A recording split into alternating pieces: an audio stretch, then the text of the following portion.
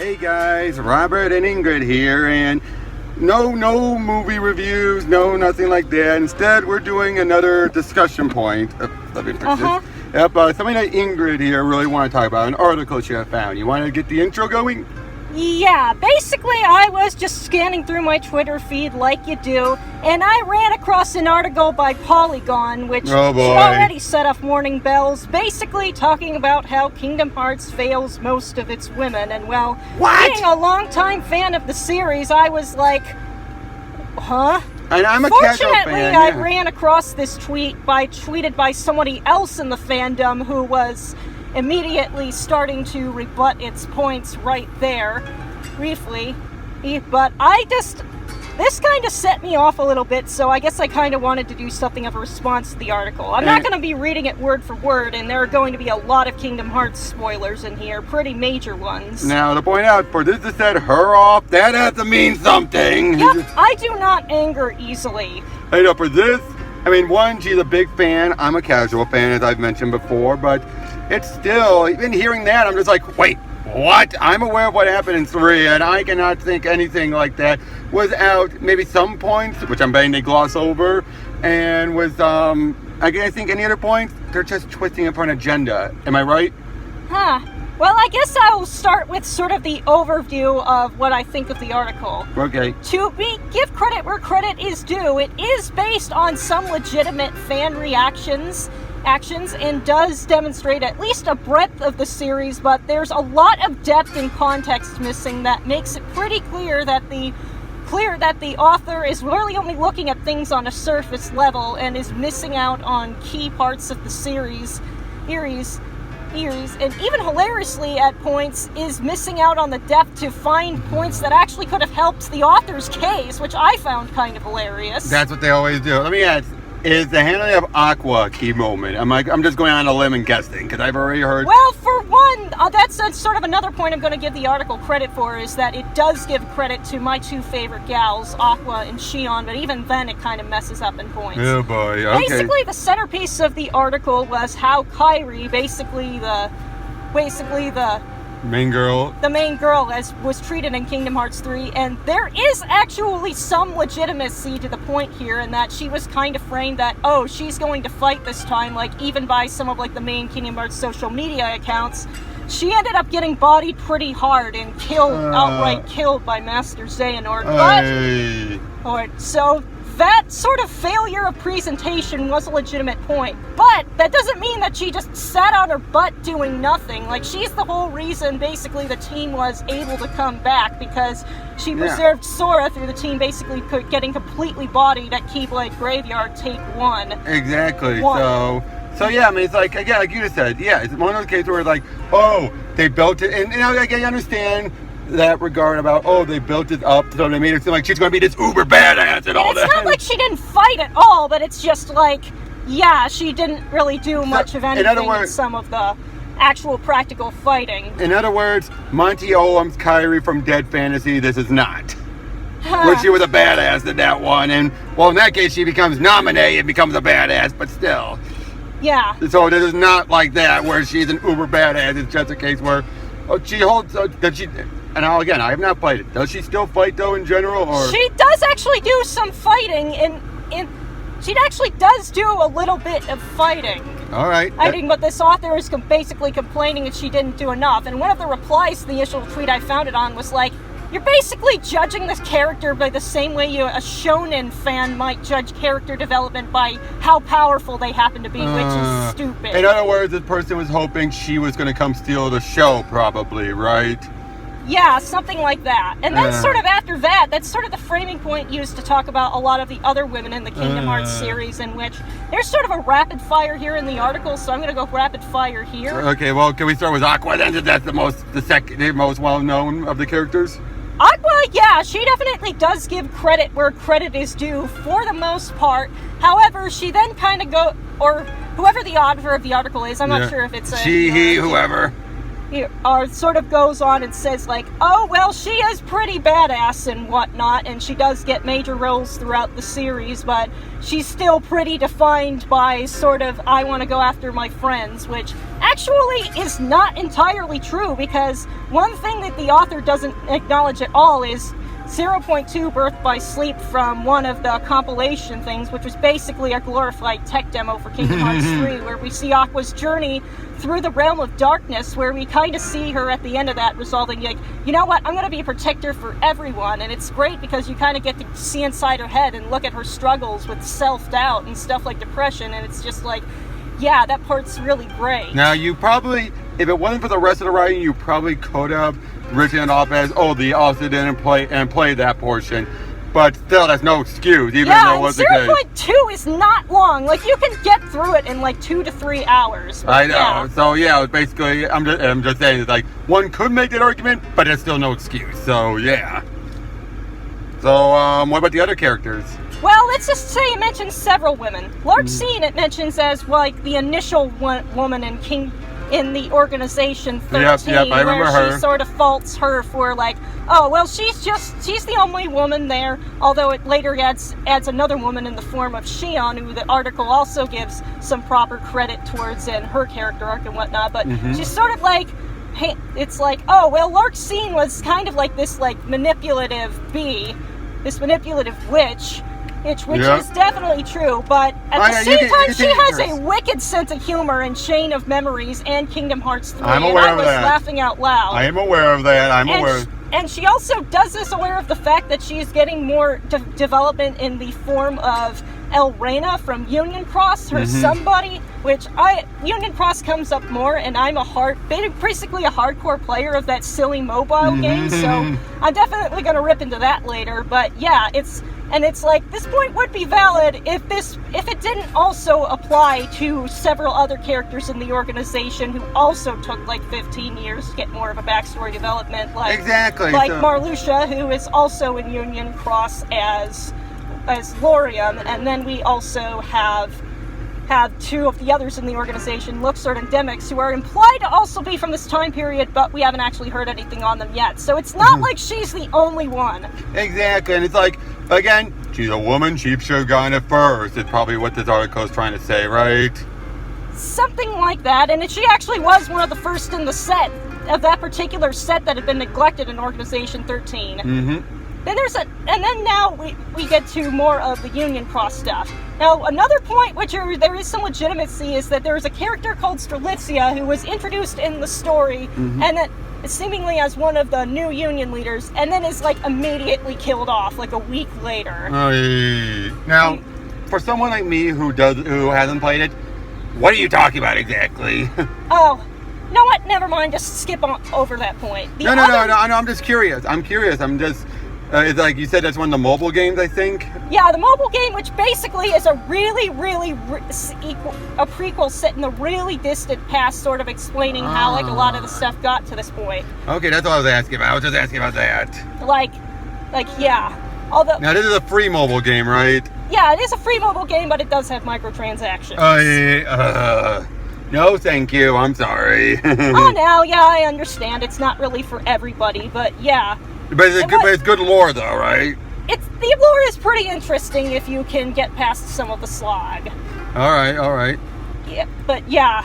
One thing that it is kind of interesting the author brings up is that she might have mentioned some fan theories people have about one of the other major new Union leaders, Skuld, being mentioned as sort of like the subject of some of the secret reports, and brings it up purely for the point of making the point where her character was fridged only to be fridged because she was failed to be saved by two guys, which is kind of funny that that the author brings fan theories into it, because there is another theory that Strelitzia is actually still hanging around in basically purgatory, the final world, for her brother Laurium, Orion. Though Union Cross is definitely not finished yet, so that's another sort of point against it, is that we haven't really seen it all. Exactly. But the major point in Union Cross is it's two of the original foretellers, Ava and Envy, who the author says are not relevant to the story at all. Which for Ava, you couldn't be further from the damn truth, and she's... the author seems to be completely unaware of a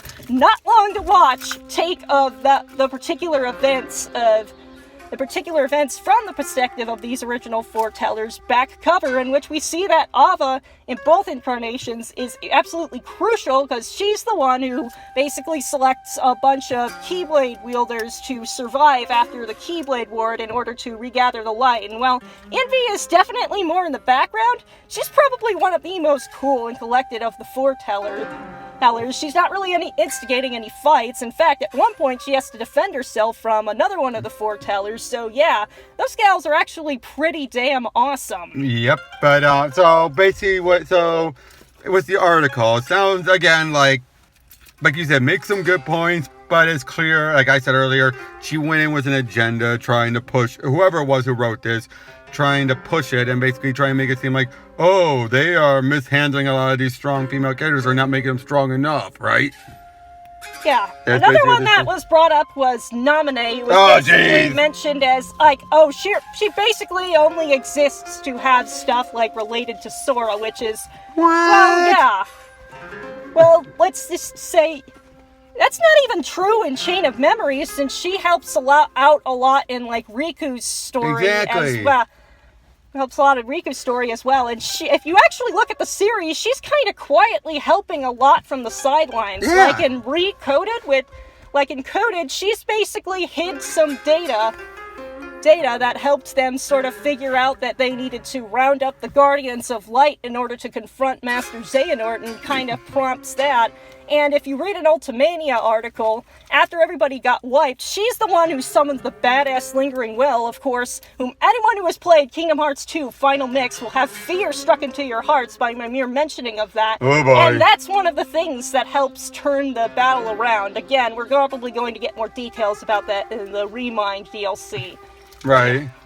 But yeah, I get what you're saying, though, and it just feels like, again, this person is just either having a different opinion and viewpoint on everything, or they're just simply, again, wanting to make, they know this stuff, and they're like, oh, not everyone knows Kingdom Hearts. Like me, for example. I don't know half the stuff you're talking about, but even then, I at least know enough that hearing this stuff from this article is BS, but there's probably others who know less than I do who are going to be like, oh, forget it, I don't want to play it then.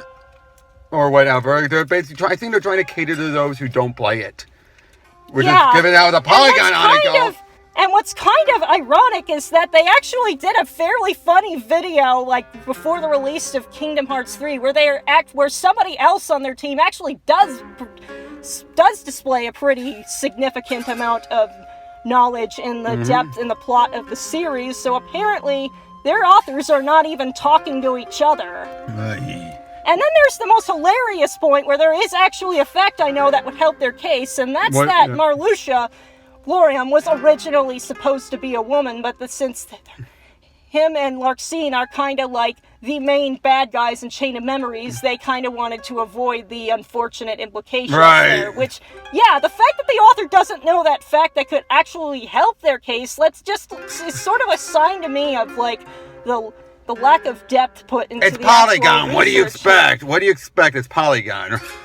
Yeah. And then, bringing up the fan reactions and fan theories at some point in order to support the points, and completely ignoring it when it doesn't necessarily jive in other places.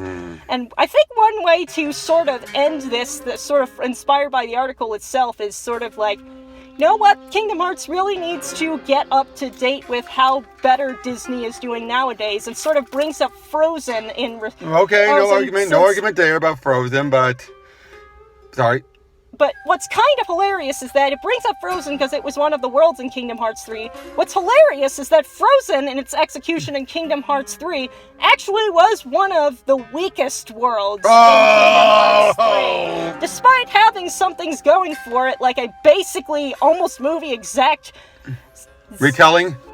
movie exact like replication of the Let It Go scene in Oh, a yeah. pretty awesome boss fight. And I admit that the Keyblade from that world was the one I took to the end, but it's like you can definitely tell that it suffered from a lot of executive meddling. Which I heard a lot of happen in Kingdom Hearts 3. Yeah, in this case, though, it was especially bad, and you can just tell because there's a lot of stuff that looks like it had more potential. Actually, MatPat has a pretty concise theory over the story that could have been, which would have actually ended up making Deerlark's scene a lot more interesting in this particular world, but that ended up getting shunted, which I find to be incredibly ironic in light of the point the author is trying to make. I think they were probably hoping to be like, oh, we should have these strong women who come in and take charge and all that. Kind of like a Captain Marvel or whatever. Because this sounds like a person who feels all Disney women are awesome. All Disney women in recent times are the peak of perfect feminism. Like, we should have had more of a General Holdo, probably. I wouldn't be surprised if, given a chance, as writers have said, they should have brought in Admiral Holdo from Last Jedi into this. You know, I mean, I don't think they did, I'm assuming, but... Yeah, there was apparently a whole lot of licensing red tape that would basically make that impossible for Kingdom Hearts. Yeah, but come on, no, I'm betting this writer probably wanted to say something like that, from what it sounds like. It sounds like that's the type of mindset they're seeking of. They should have had these women be more like Holdo or Ray. Because of that lack of depth of research, they're kind of selling the Kingdom Hearts, ironically selling the Kingdom Hearts women short. Hey, which is what these articles always do. They want to focus on this one thing of uber strong characters who come in and take names, and then they basically want to make it all about, like they take away any of their good points, like their character and all that. They don't care about characterization. All they care about is how the women treated and how powerful they are. That's it. Yeah, and that's not saying I don't like myself some badass female characters, but I also like them to have like a bit of a soul, which is like somebody like Aqua really does truly have. Somebody who kicks ass, but also is like, you know, the teen mom who's cleaning up after the messes that her friends make, and is somebody who is strong and a pillar to really be relied upon. And probably one of the sexiest of the original characters. Yeah, apparently her design was actually even toned down from what it initially was. Which is kind of funny. Which is funny. If what we have currently is toned down, good lord, what, were we going to get Final Fantasy VII Tifa levels? You know what I mean by that, right? I do. And did they ever talk about any of the Final Fantasy characters, or is that like a different... They were mainly focusing on the original characters, which I'm not going to discount them for that, since they're kind of thinking of like, okay, who's original to Kingdom Hearts? Right, I was just checking, but yeah, I mean, this article sounds like, again, an agenda pushing, looking at things, like you said, looking at the surface and all that stuff, and discounting how a lot of discounting of sort of like femininity is not a bad thing. No, it's not. Caring and nurturing isn't a bad thing. And I love characters who happen to have both in equal measure. And just kind of looking at a lot of my favorite female characters. They're badass leaders, but they also have a caring side, even if it isn't necessarily always like explicitly stated. Well, it's like, you know how Samus looks like from Metroid, right? Samus Aran? Yeah. Did you ever see that redesign someone did online where he looks like a man? It's just... Have you seen it? I think I saw a glimpse of it. That is like... And of course you have people say like, oh, but it's what it would really be like. You wouldn't want to have long hair that could be pulled. Oh, they wouldn't have this sexy body. It's like... there are plenty of women out there who are athletes that do have sexy bodies, but they just hold it down from sports bras and everything, and you wouldn't know it looking at them. And then I think that's always the biggest problem, is that they see so many of these sports women and they look like they have flat chested and everything, when in actuality they're taped up. For a lot of them, they're toned down from sports bras and all that. So you can't just assume that that's how their natural body is. Although that's kind of getting off on a bit of a tangent I'm sorry. I kind of led into that. I'm sorry. But, yeah, was that everything in the article? I mean, that's pretty much all the points that really needed to be covered. There are some minor points, but there's sort of like Well, let's just say that they're not really worth mentioning I because believe it's it. just like you can really tell they're mostly ancillary to the point, and there's not a lot to say there anyway. All right. Oh boy. Well, I'd say the Kingdom Hearts women do deserve better. Oh, From yeah. this writer. oh, good one. Well, that's all we have really going on. Ingrid really wanted to talk about this, and I figured I'd give her a platform for it. So, yeah, no idea. I'm going to probably be doing the Nickelodeon revival movies on Netflix this weekend, but until that point, what else I'm going to do. So, Ingrid, thank you for coming aboard, and and hopefully we can have you another time. Maybe see another movie, maybe the Dora movie. Ooh! Doesn't that sound? Have you seen the trailers for that? Yes, I have. They're absolutely hilarious. They are. Maybe we'll see that next weekend, though. But hopefully it's still in theaters by then. But until then, this is Robert and Ingrid, and we'll see you all next time. Take care.